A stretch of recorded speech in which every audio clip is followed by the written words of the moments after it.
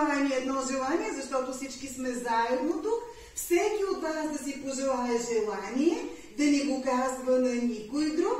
И в момента, в който сте готови, ми кажете: Милена, готови сме. Милена, готови сме. Браво, много сте бързи. Хайде да го пуснем. Няма да го казваме на никой и ще ви издам една тайна. Ако вашето желание е свързано с повече хора, а особено с хора от семейството, то непременно ще се случи. Вярвайте ми. Благодаря на всички прекрасни деца. Благодаря ви за вниманието.